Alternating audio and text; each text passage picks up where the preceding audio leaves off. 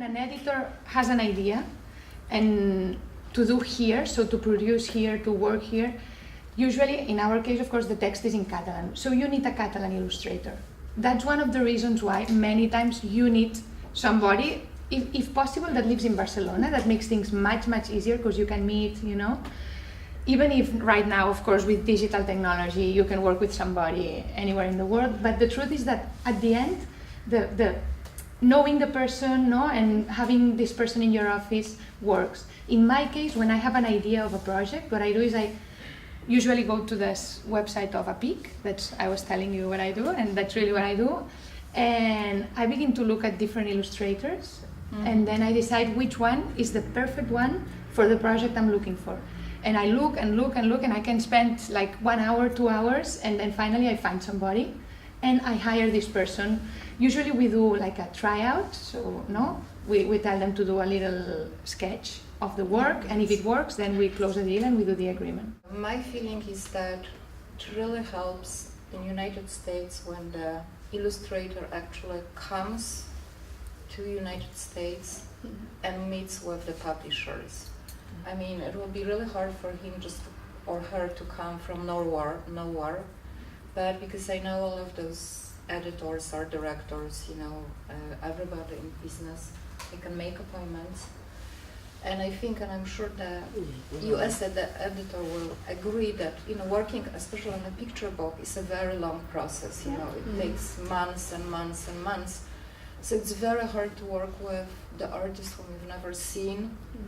You don't know what to expect from him, and I think even in 1 or 2 meetings to see this person, how he presents his work, you know, to see the face, to see how this person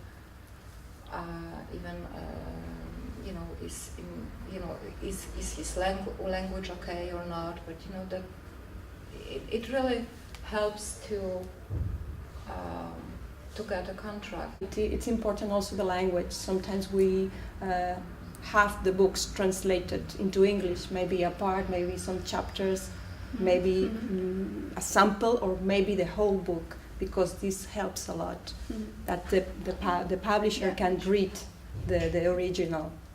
Not only to see the illustrations, but the illustrations and the text all together.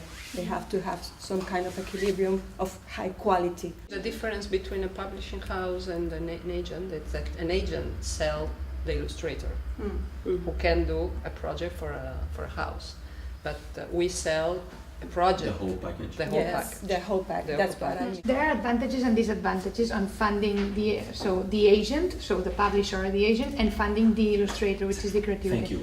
Yeah, and one of the advantages I think of funding the publisher or the agent is that he or she can represent a wide range of authors, not just one.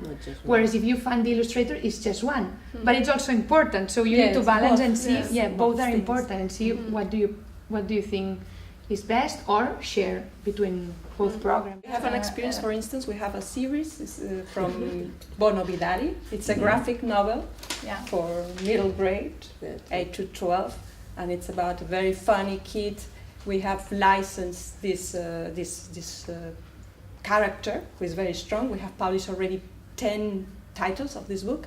And there is another agency who handles the audiovisual rights, and a production on this animation, on this character, being as an animation cartoon, is being produced now. So I think this is something, it's important that you brought this question up, because it's a complement and is important to reinforce the books and to reinforce the character, to reinforce the illustrators and all the team that has worked on the project. Illustrators from now who are considered like new illustrators are looking at this kind of paintings and making something a little bit different, but you can feel the inspiration, and so it's always moving, and sometimes it's getting maybe too much. Everybody is making the same kind of drawing, so you have to find something else, because you know why we're gonna be tired of this kind of picture. So his story is moving, and you have big influences, and after it's changing. I believe, I don't know if you agree with me, that this digital market is like that. It's stopped. I mean, it's not growing. It's not growing anymore. But it's not.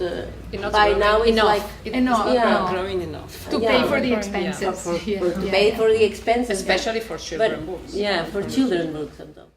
I think a child love the applications, love the iPad, but for the application and for the video games, but not precisely for books. There is also a very growing debate between parents and publisher regarding the value of reading physical books to small children.